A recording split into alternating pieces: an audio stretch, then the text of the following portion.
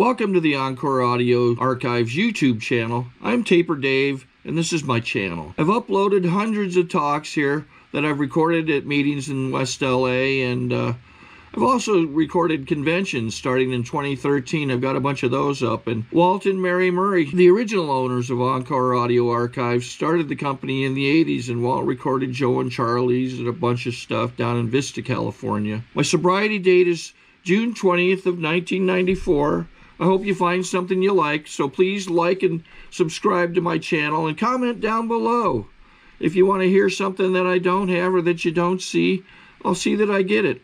Anyways, take care and have a great day if you want to. Hi, my name is Conrad. I'm a very grateful alcoholic. And I would like to thank Mike, who I met at 9604, and Kelly for inviting me out. You know, I remember, I never understood why speakers always thank the speaker person for inviting people out. I understand that now because it gives me a chance to work my program. I would not come to Malibu under any other circumstances.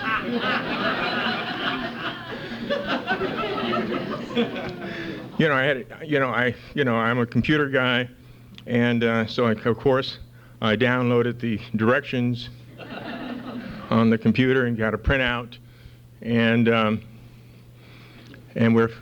my colleagues came with me. I want to thank Gaynell and Leo for coming with me, and also my wife, who I have to remind is not my sponsor. And I'll tell you more about that. And so we're following the directions on the map that we printed out, and we get about 20 miles away from the meeting, and we pull into a gas station. Leo says, "Let's pull into the gas station," and we asked this guy how to get here, and he didn't know the address where he was. And so Leo said, "Just give me a map, you know." So we get another map. He's looking at that map, and then it dawns on me that I have a 430 Lexus that I'm driving, and it has global satellite. And you know, so the light goes on, and I said, "Oh, I can just punch in the address, and the car will tell me how to get there." So I punch in the address, 6955 Fern Hill, and but I don't tell the car not to take the scenic route. And I think it had me turn on some canyon, and now my wife and Gaynell is getting, and I'm making all these curves, and we don't know where is a meeting up in these hills. We're weaving all these hills, and one it says 7 miles to this juncture, and then another 6 miles to this juncture, and you know, and the time is running out, and Kelly said you need to be here 15 minutes before the meeting starts. And so I'm in sheer panic because I don't even trust the car now, you know? Because we just obviously could not be a meeting where this car is taking me, you know? And we finally, and the car takes us to Pacific Coast Highway, where we started at.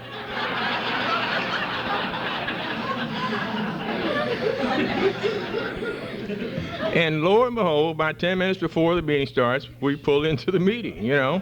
The car was right, you know.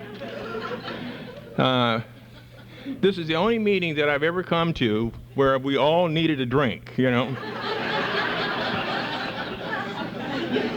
And then, of course, now I know I'm supposed to tell what it used to be like, what happened, what it's like now, but I'll get to that. And then I get to the meeting, and we're the only black folks in here.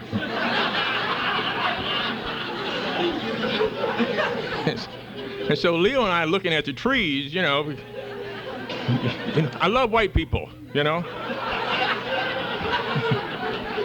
White people are my best friends, you know.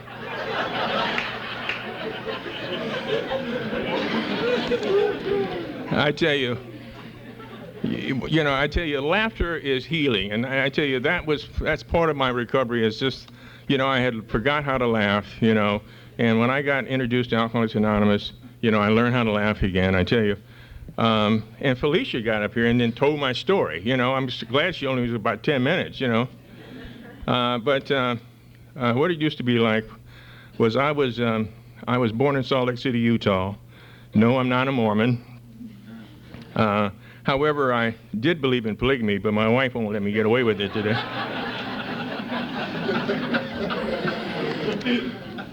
I left Utah when I was about 3 years old. We moved to Omaha, Nebraska, and I was raised there. And then we moved out here to California when I was about 15 years old. And, you know, and I remember, you know, it was my mother and my brother and I. My dad, I never met my dad. He must be a traveling salesman. In fact, he still must be traveling because I haven't met him yet. I don't know what that has to do with alcoholism. I guess it's called a resentment, you know. We got out here to California, you know, and we got off the train at Union Station, and I looked and saw that palm trees, and I said, you know, I just knew I had arrived, you know, in heaven, you know, being from Nebraska, and so, and a kind of square kid from Nebraska. We grew up, you know, with our mom, who was kind of a disciplinarian. She emphasized education in school and that kind of thing. And she was one of those black moms that when she said she would beat your ass, she would beat your ass out in the middle of the street, wherever it was, you know. And so, you know, so she was very, very, very strict, you know. But I can remember as a kid growing up that, you know, I never felt comfortable in my own skin, you know. And I too was always, you know, it was just full of all of these emotions and feelings and thoughts, and just trying to make some sense of it. You know, and you hear us say that all the time, that, you know, that my thinking was, you know, feelings were all out of whack long before I got introduced to alcohol. In fact, alcohol became a kind of a solution to all of this stuff that I was growing up with.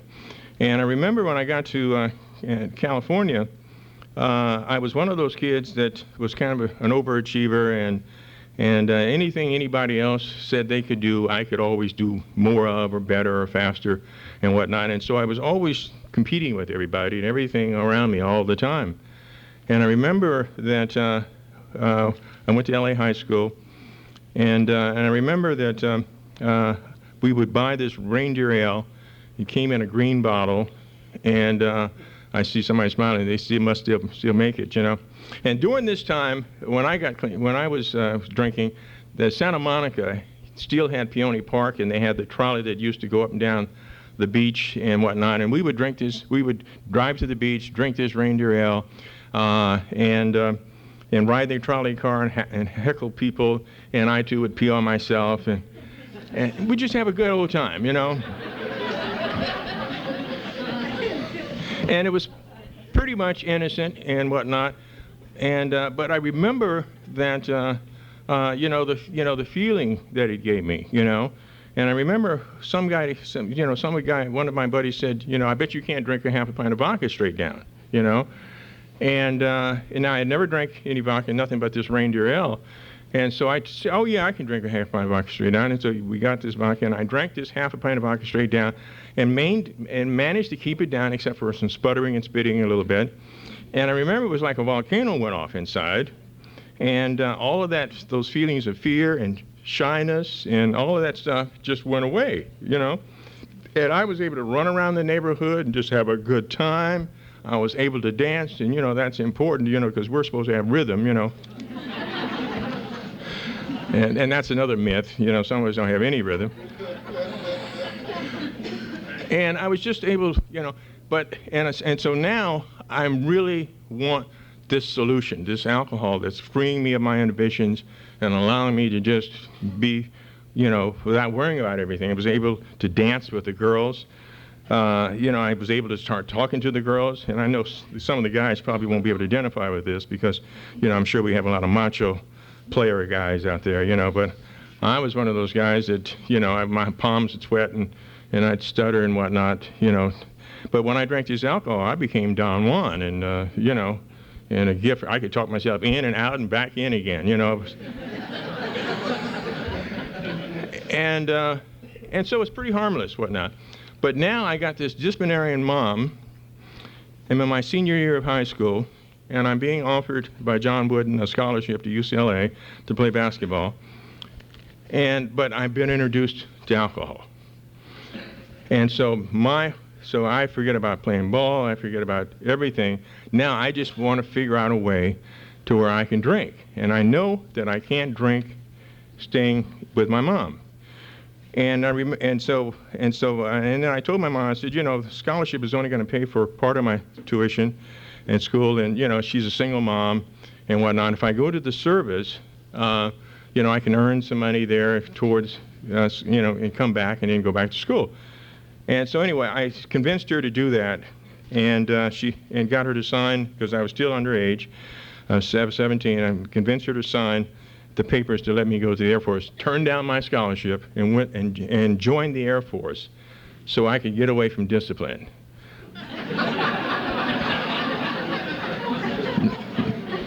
Now, as you know, the big book says that the nature of our disease, at least mine, centers in my mind, and certainly I'm a living testimony of that, because if you want to get away from discipline, you don't join the service. I mean, that's just ludicrous. But anyways, I joined the service, and I go to San Francisco to basic training, and then I get shipped to Wichita Falls, Texas, where I go to school and become an aircraft electrician. And during this time, drinking is, you're not a man unless you drink, And so I started drinking, and I was drinking beer and, just being sloppy and whatnot.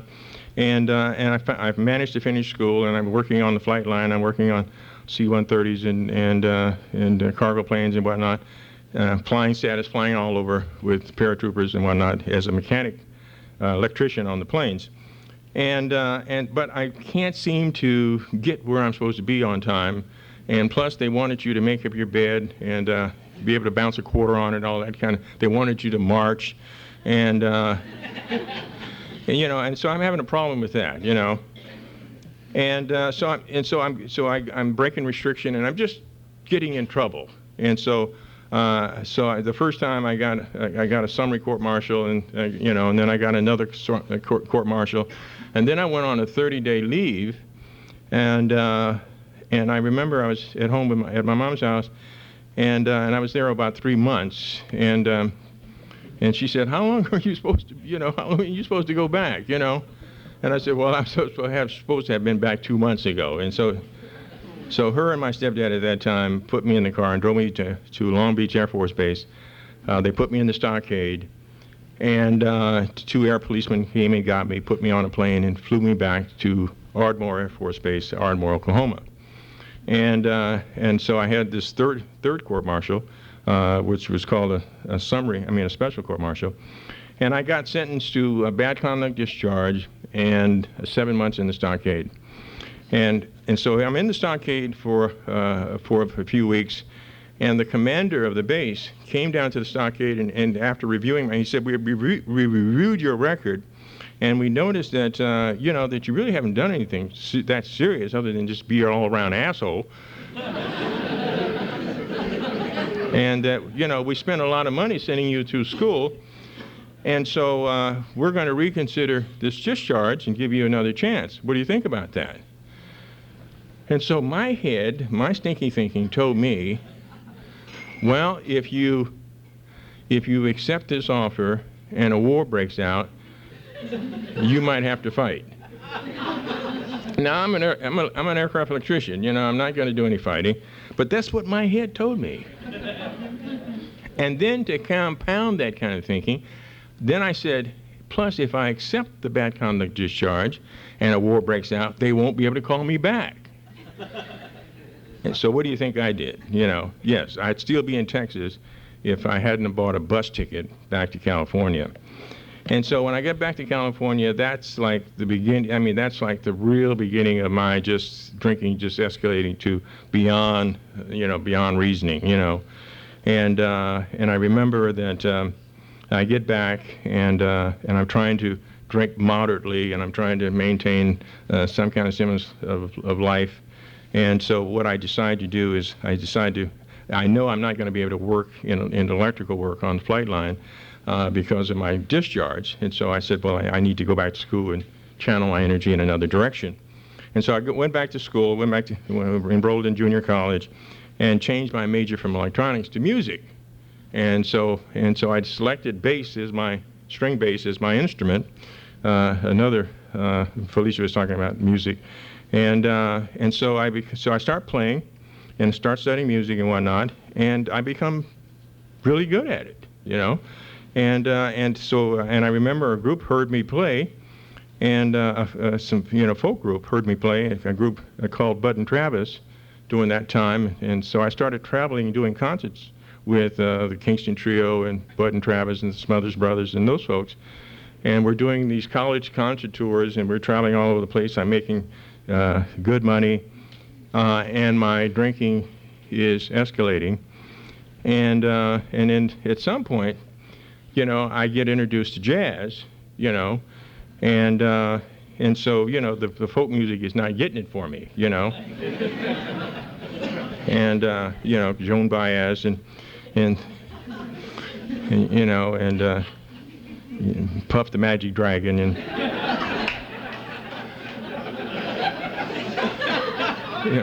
plus, I'm thinking of my, you know, and plus I got this wannabe hip, slick, and cool syndrome that's, you know, in the back there somewhere, and it begins to surface when I get introduced to jazz, you know, and Charlie Parker and you know, and Diz Gillespie and all these guys.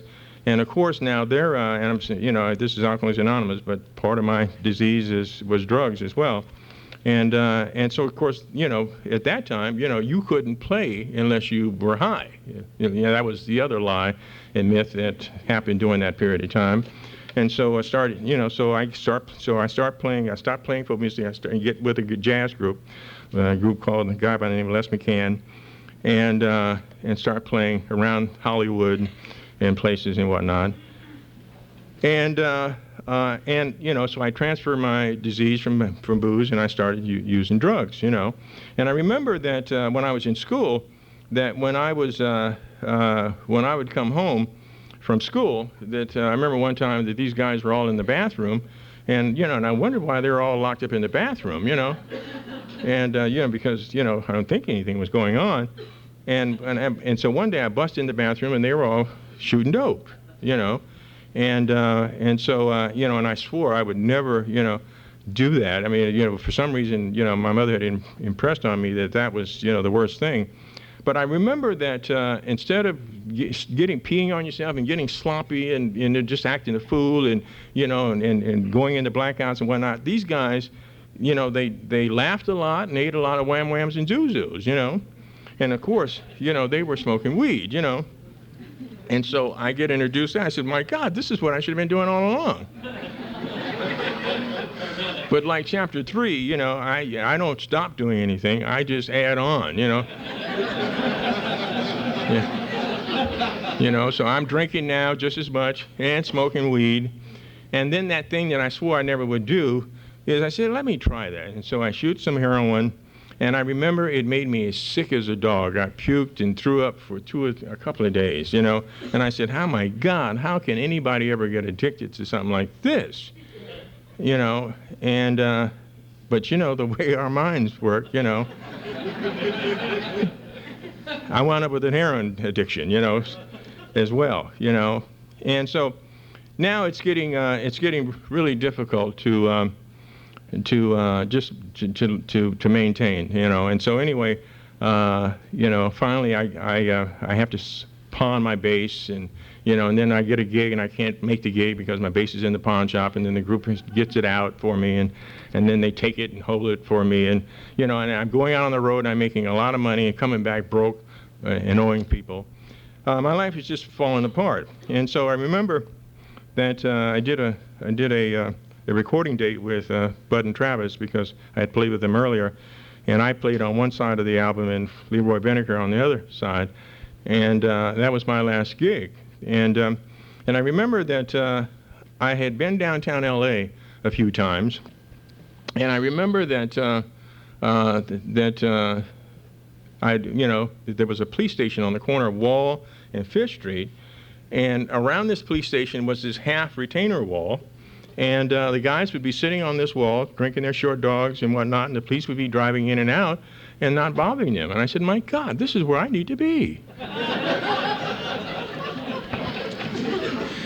Plus, you folks never gave me my 40 acres and my mule, so you owed me. And so I heard about welfare, you know. And in fact, there ought to be another program called Welfare Anonymous, because that's a whole other disease, you know.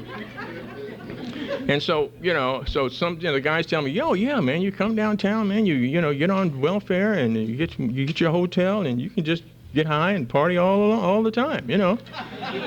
And so I proceeded to do that, and I almost never got off.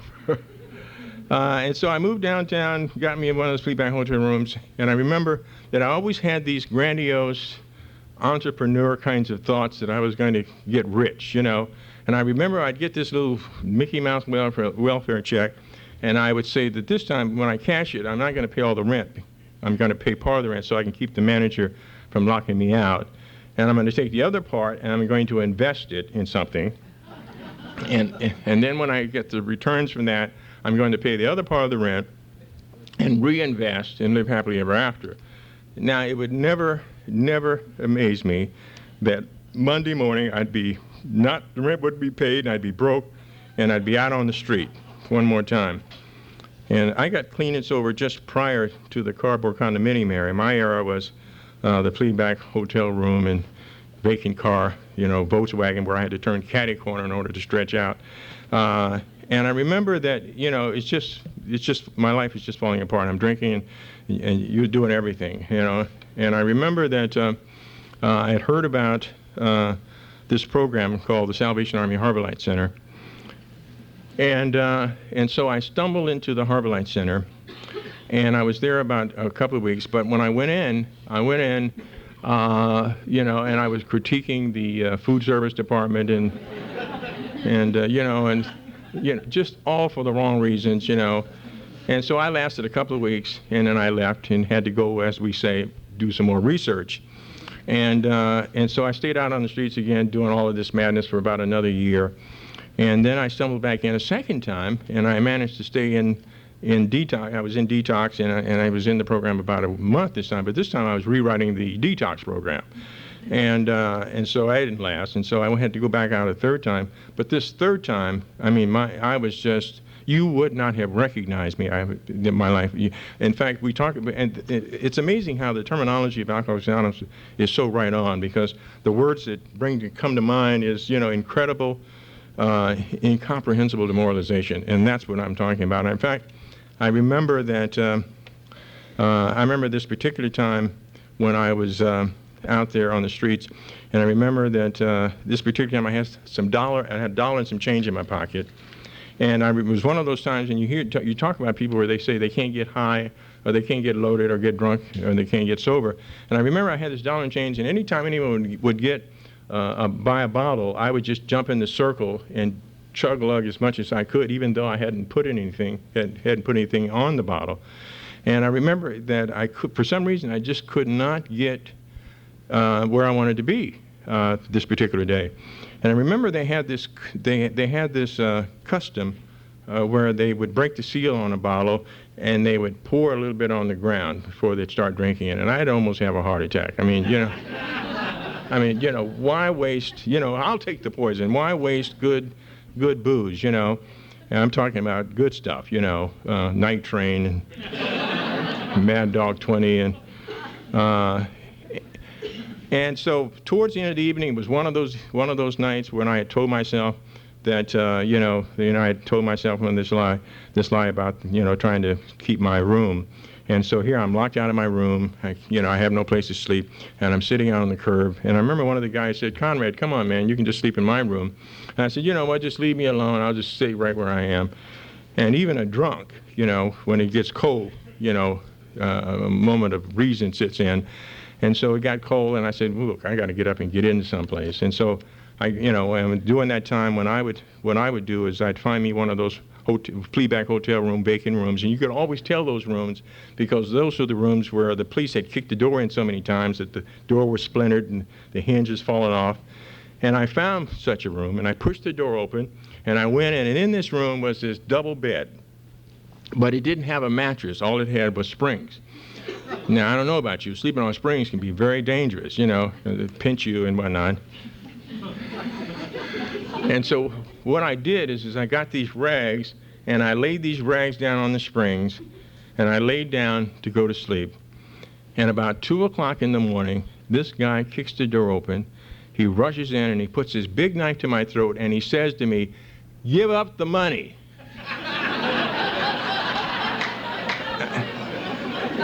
I mean, can you imagine that? I mean, here is a tramp, a bum, a guy that's greasing a pork chop, sleeping on these rags in his hotel. If you want some money, go to the Bonaventure or to the Hilton, you know. But we have a saying on this program called, you know, in the 10th step where it talks about promptly. Well, I didn't know anything about the 10th step at that time, but I promptly got in my pocket and gave him this dollar and change. And he said to me, "And next time you better have more." And at that moment, I didn't know if I wanted recovery or sobriety or any of that thing. All I knew was I was overwhelmed with the awareness that if I continue to live like this, I'm going to die. And I fell on my knees and I prayed like only the dying can do. And I said, my God, I don't want to die. Help me. And about 6 o'clock in the morning, I got up and I went back to the Salvation Army Harbor Light Center, and I asked if I could get back in for a third time. And they let me in, and I remember that this guy called me Mr. Watson. He says, "Would you like to have breakfast?" Now, you know, I was eating cheese and crackers, not eating very regularly at all. And I said, "Of course," you know. So he takes me into the dining room, and I'm sitting in the dining room, and they serve these bright yellow eggs. And the reason they were so bright is because part of them were powdered, you know. And I'm sitting there eating these eggs, and all of a sudden I started to cry. And I'm sitting in the middle of this big dining room crying, and I'm thinking to myself, what are the fellows going to think? You know, I still had nerve to be holding on to some kind of false pride and image and whatnot, but I couldn't stop. And for me, it was the moment of surrender, is when I just surrendered to this process. And I remember I said this time, I'm not going to go fix Harbor Light. I'm going to follow directions. And they had 3 meetings a week there. They had a meeting on Monday, Wednesday, and Friday. And I started going to these meetings, and I stopped doing the inventory of the speaker because it didn't seem to make sense to me how someone sharing their experiences and hope could get anybody clean and sober. But it's like we say, you hear when you can hear. And so but this time, I just threw myself into meetings. I made coffee. I did all the little things that we tell people to do, and the miracle of this program started to happen for me. And I remember that, I came in with the clothes on my back. I didn't have anything. And I remember that, I needed a shirt, and somebody would walk up and give me a shirt, and I was always taking things for granted, and I had to work on my prayer, on my ungratefulness. In fact, I would gobble down my food and say thank you, and then I kind of worked on it, and I said, until I could remember to say grace before I ate, and I'd half eat it, and then finally I got to where I could remember to say grace or give thanks before, and I had to literally work on myself like that. And so after I had been there about 6 months, they had someone's offered me a job working in the recovery program, and so I was prior to being a musician. I switched over to being a journeyman. I became a journeyman electrician wiring houses, and so I was always made a very decent wage and whatnot. And so I asked, well, how much does it pay? And they said $3.50 an hour. But I remember that was not the motivation. The motivation was that someone asked me to be part of something, and I had a sense, of doing something meaningful for the first time in my life, and I took that job, and all of a sudden, I just realized that I was doing something that I really, really enjoyed doing, and so the Salvation Army decided that maybe I had some potential, and they decided to invest in my future, and they sent me back to school and paid for 75% of my tuition in my books. And so I went to Santa Monica College for a couple of years, to UCLA for another 2, and Antioch for another year, and I got my teaching credential and my counseling credential and became certified and started working in this field of substance abuse. And certainly the miracle started to happen. And I remember one night that I was sitting in a meeting, I was leading a meeting, and I was, at that time I had been sober 1 year, and I'm sitting in the meeting, and the leader sits behind the podium, and this lady was the speaker, and so she got up to speak. I called her up to speak, and she took her long coat off, and all I could remember is that you folks said is by attraction rather than promotion.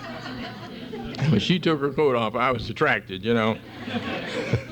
And you know, and I'm sitting back there, and I'm in the lust and all of the stuff that we get into, and all of a sudden she starts to share about this program and the beauty of this program and whatnot, and I began to listen to her, and you know, and get out of myself and whatnot, and I said to myself, you know, wow, you know, I'm going to marry her, you know, and somebody went and told her that I said that, and she said, well, let me hurry and get out of this meeting because there's some nuts in here, you know. And so, you know, so every time I would approach her, she'd say, meet me at a meeting. She'd trick me to go into meetings, you know, and so I just kept going to all these meetings, chasing her and whatnot. I finally caught up with her. We've been married 19 years. But she has 5 years on me, you know. I got clean and sober in 1983. I'm just a little over 20 years sober. And I tell you, the life that I have been given through this Fellowship of Alcoholics Anonymous is beyond my wildest imagination. You know, when the big book talks about being rocketed into a fourth dimension, I'm a living example of the promises. I mean, all of the promises have come true for me.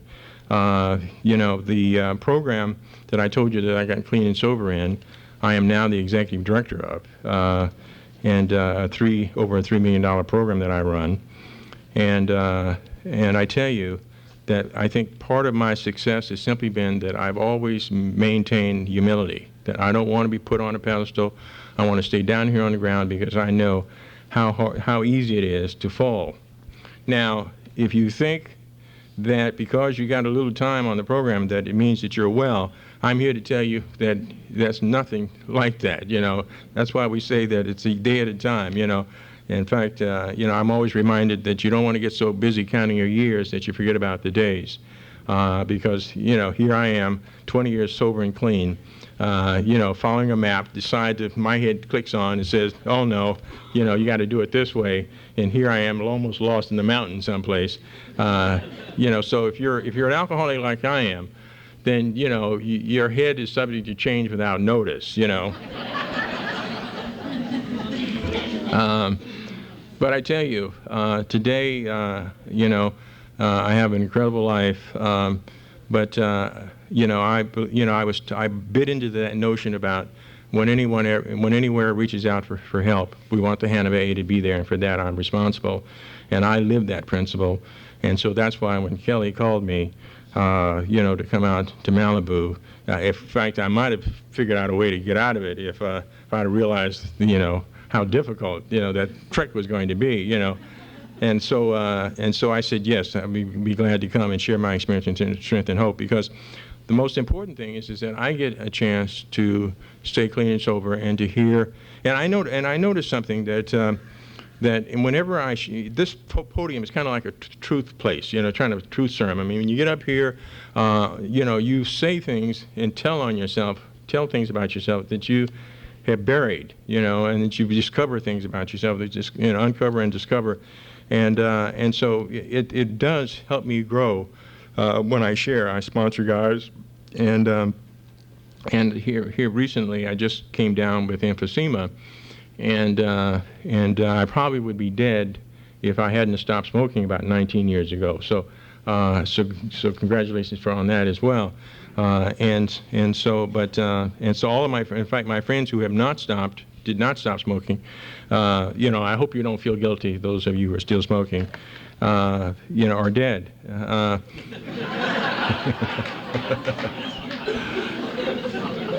There's nothing worse than a recovering anything. And so what happened was that I told my wife that I was going to share out in Malibu, and so she said, oh, well, I get a chance to make a meeting, and so she decided to come with me. But she said to me, I hope they don't ask me to come, because I'm not driving out here, but she's a great speaker. You need to get her out here,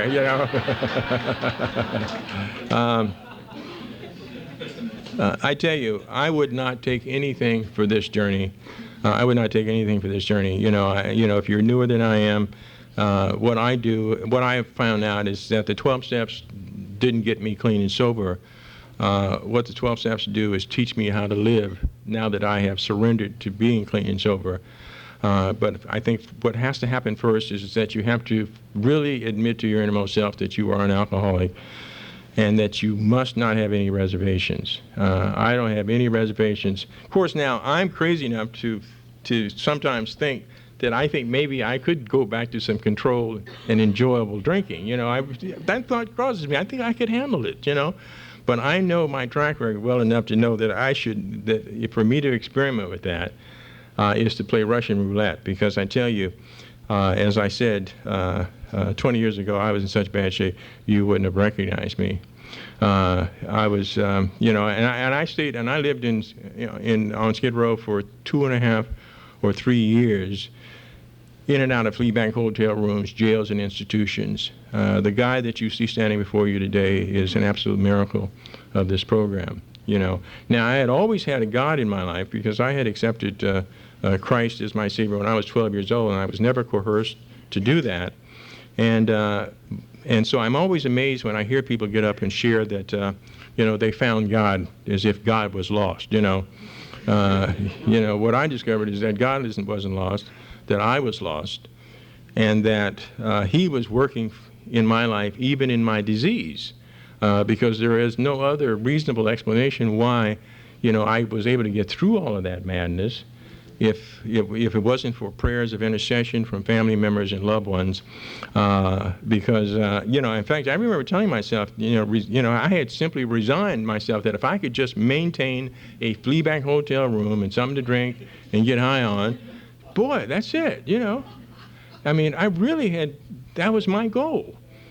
But obviously, the power in me wasn't for me to be that way. I just had to understand that I had to surrender to a process, and again, and then the other caveat to top this off is that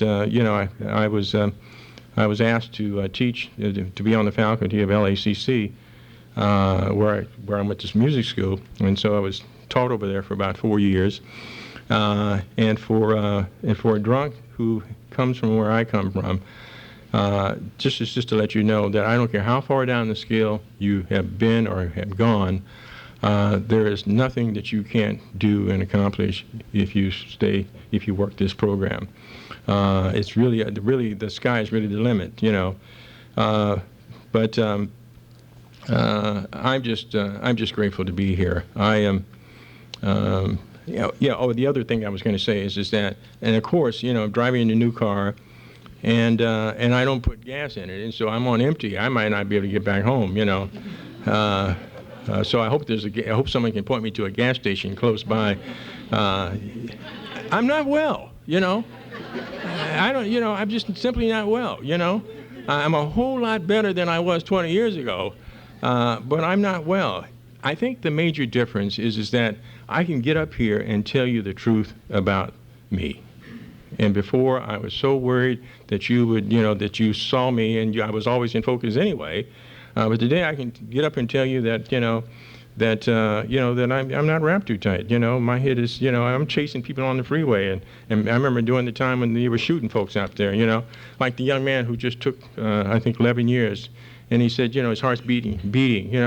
It's that, when I first stepped up here and I looked at all of you folks, and, after 20 years, because this is a life and death situation here. I mean, you know, it's not. I'm not here to entertain you. I'm here to let you know that this program works. Get yourself a sponsor. Get in the program, as my wife always says, not around it. And you too can be rocketed into a fourth dimension, as I've been rocketed too. Thank you so much for letting me share.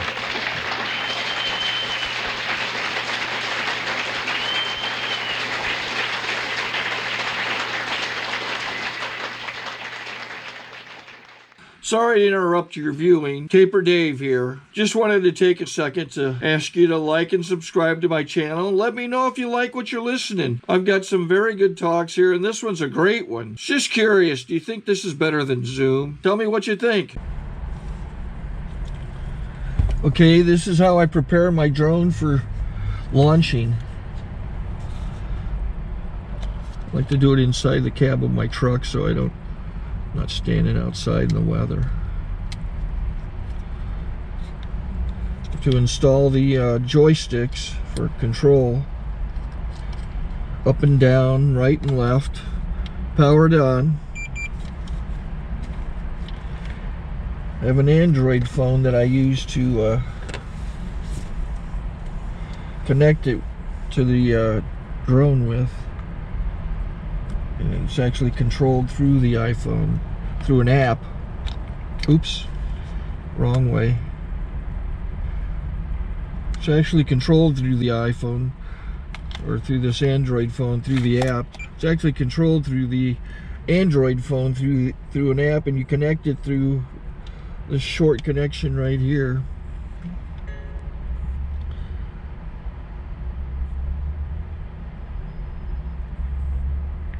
Remote control connected. Remote control's connected. So I pull out the drone. I have to extend the legs. Long legs extended first, then the short legs. Remove the gimbal protector. Set that aside, then power it on one short burst, then one long burst. I lay it down. So I have to go to calibrate. So the drone's not connected yet. It shows you here as this drone gets disconnected, even though the remote's powered on. So the drone has to establish it's connected. So I go into the app to calibration mode. First I'll calibrate the remote controller. Start calibration. Out, in, oop, out, in, up, down, and then this little wheel is to control the gimbal. So it's calibrated.